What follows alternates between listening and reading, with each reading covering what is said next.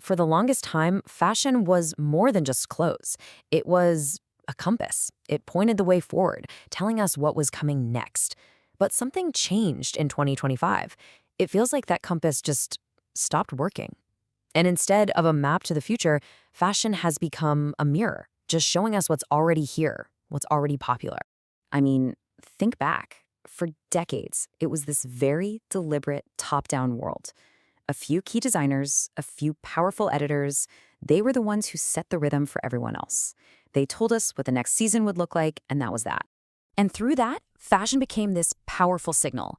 It wasn't just about what to wear, it was about who to be, what to want. It was a clear, confident voice telling us what had value, what had staying power. But this year, that voice has gone quiet. And it's not because of some big dramatic collapse. It's something sneakier. The entire way we create and share meaning, especially online, has been totally rewired. So that's the big question we're going to dig into. How did this happen? Why did fashion lose its grip on the future and start just reflecting the past back at us? Let's get into it. Okay, so the first big piece of this puzzle is nostalgia. But it's not the warm, fuzzy feeling you're probably thinking of. The role of nostalgia has fundamentally changed. See, back then, nostalgia was personal. It was a private feeling about your own life, your own memories. But now it's public. It's a language. It's like a shortcut to belonging online. You see a certain style, you get the reference, and boom, you're part of a community. It's about signaling, not just remembering. And you can see this happening everywhere.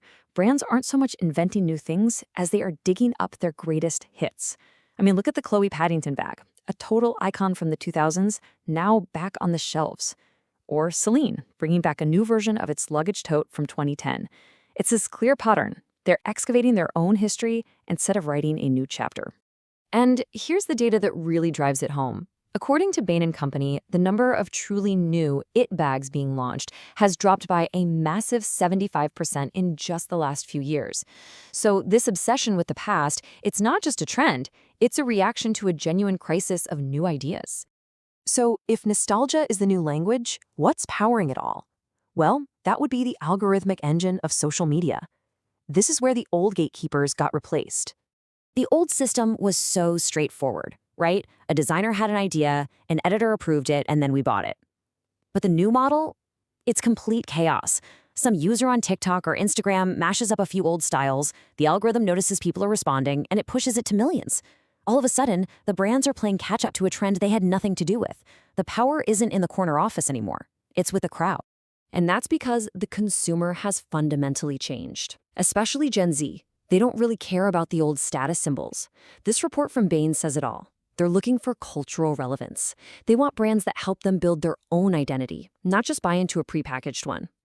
As you can imagine, this total loss of control has created some serious tension inside the luxury world.